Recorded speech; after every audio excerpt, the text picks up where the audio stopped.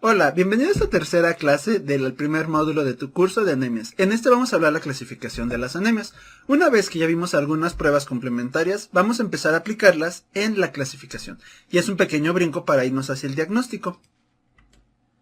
Primero, la Organización Mundial de la Salud menciona que hasta el 50% de la población mundial presenta anemias. Estos datos suenan muy drásticos, ¿no? Porque significa que la mitad de las personas que tú conoces tienen algún tipo de anemia. Y no va por ahí, o sea, no va como que hay sí la mitad de personas que tú conozcas, no, sino que hay lugares donde sí hay de manera evidente una incidencia muy alta de anemias. Recuerda que esto es mundial. Hay sitios donde desafortunadamente los alimentos no llegan como deberían de llegar y en esos sitios es muy común las anemias, aunque suene muy feo, es el peor es el menor de los problemas que tienen en esas zonas. Además hay parásitos que se relacionan con anemias y pues condiciones genéticas. Entonces tal vez este número suene una cifra muy descabellada para los que tenemos la fortuna de vivir en una zona con acceso a alimentos, con acceso a servicios de salud, incluso con acceso a una farmacia donde puedes conseguir un agente que sirva para desparasitarte, una pequeña pastilla, súper rápido, ¿no? Pero a nivel mundial la situación es importante.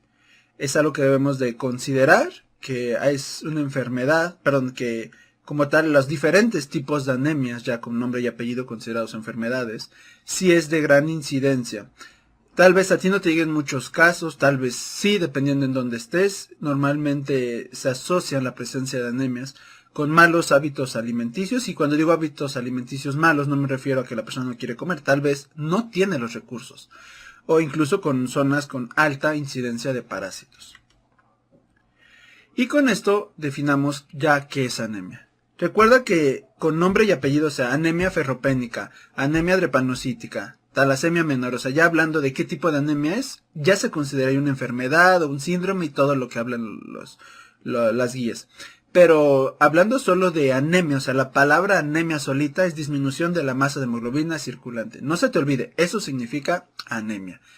El ejemplo que aquí te puedo hacer es, imaginemos una persona que tiene elevación de glucosa en sangre. Una persona que tiene un exceso de glucosa en sangre, no le vas a decir, tiene diabetes. Depende, ¿no? Porque a lo mejor sí tiene, pero no lo sé. Necesitaría hacer más pruebas. Necesita hacer una prueba de tolerancia oral a la glucosa, necesito ver su historial, incluso sus padres, ¿no? Si tienen o no tienen diabetes, si come mucho, si va mucho al baño, si toma mucha agua, el famoso polifagia, polidipsia, poliuria. Polifagia, recuerdes comer mucho, poliuria es orinar mucho y polidipsia es tomar mucha agua, ¿vale? Entonces, estas cosas ya lo puedo analizar y digo, bueno, todo esto, más elevación de glucosa, ya es diabetes mellitus. Pero si solamente veo, tiene la glucosa elevada, 110, 120. ¿Qué tiene? Pues tiene hiperglucemia, ¿vale? Hasta que tenga 600 de glucosa, no importa el valor, si no sé nada del paciente, el ver la glucosa elevada en sangre es hiperglucemia.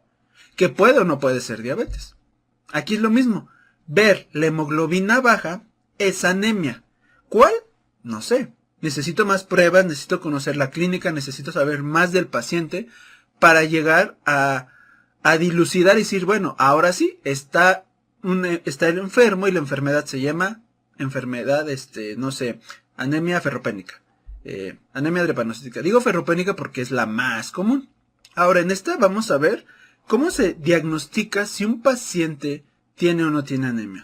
Lo más sencillo es disminución de hemoglobina. Si tiene la hemoglobina baja, el paciente de inmediato tiene anemia. ¿Cuál? No lo sé. Segundo, hemoglobina normal, pero con reticulocitos aumentados. Es algo muy importante, o sea, no puedes utilizar solo el valor de hemoglobina para decir tiene o no tiene anemia. Sería lo general, ¿de acuerdo? A la definición que aquí vimos. Disminución de la masa de hemoglobina circulante. Pero descifrar esa disminución no es tan simple. Fácil medirlo y si sale bajo tiene anemia. Pero ven esto. Hemoglobina normal con reticulocitos aumentados. ¿Por qué? La prueba de reticulocitos evalúa de manera indirecta la médula ósea. Un paciente que tiene aumento de reticulocitos significa que en algún momento de su vida se sometió a hipoxia. Y entonces, la hipoxia ocasiona que el riñón libera eritropoyetina, haciendo que estimulen a la médula ósea. Recuerda que la eritropoyetina es esa hormona. Estimula en la médula ósea, en el nicho hematopoyético, a las células progenitoras hematopoyéticas y le dice, ponte a formar eritrocitos, diferenciate eritrocitos. Si no tienes mucha experiencia en esto, no te preocupes, te lo repito. Cuando te sometes a hipoxia, el riñón libera eritropoyetina, que es una hormona.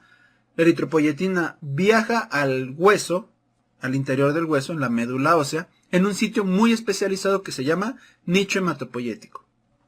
En este nicho encuentras unas células muy especiales, un tipo de células madre que se llama célula progenitora hematopoyética.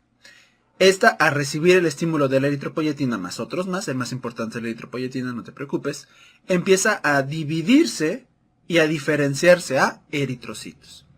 ¿Y qué va a pasar? Que estos eritrocitos nuevos van a compensar la hipoxia.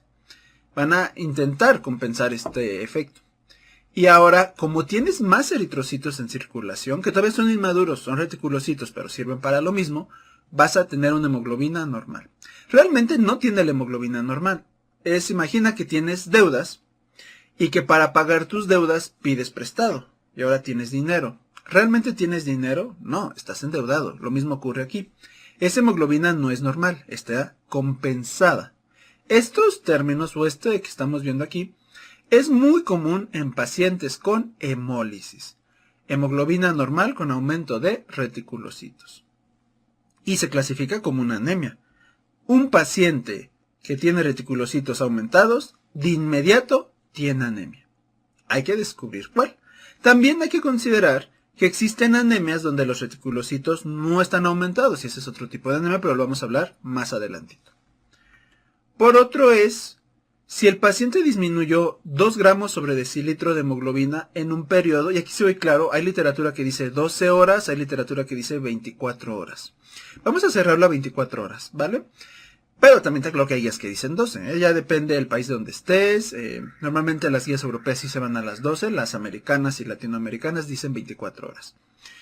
Que si hubo una disminución de 2 gramos sobre decilitro de hemoglobina en menos de 12-24 horas, ya depende de donde estés viendo el curso y qué guías son las que decides adoptar, se va a considerar como anemia. ¿Y eso cómo lo analizamos? Aquí entran los pacientes que están saliendo de cirugía. Antes de cirugía tenía una hemoglobina de 16, sale con una hemoglobina de 13.9, 14, ¿no? Ya. ¿Qué pasó? Bajó 2 gramos sobre decilitro. Tiene anemia. Oye, pero 14 es normal. No importa. Con que baje 2 gramos sobre decilitro así rápido, ya es anemia. ¿Por qué? Porque el valor que estás viendo de hemoglobina circulante, a lo mejor dices, bueno, salió con 14, ¿no? ¿Va a empezar a subir? No. El valor que tú ves de hemoglobina circulante después de una pérdida masiva de sangre es falso. ¿Por qué? Porque en ese momento tu sistema empieza a sacar de donde puede eritrocitos. Y digo de donde puede porque tienes hígado, tienes vaso, y ahí hay reserva de eritrocitos. Eritrocitos viejos, eritrocitos con poca flexibilidad, no importa, pero son liberados al torrente sanguíneo como respuesta a la pérdida que estás teniendo. Entonces, digamos cirugía o bueno, cualquier caso que te haga perder mucha sangre, tu organismo compensa aumentando estos eritrocitos. Y de nuevo, digamos que es la deuda. Tu organismo se endeuda para sacar estos eritrocitos y no te mueras. Cuando se detiene el sangrado, digamos, para la cirugía y estás en recuperación, pues ahora esos eritrocitos pues regresan donde deben de estar y la hemoglobina baja.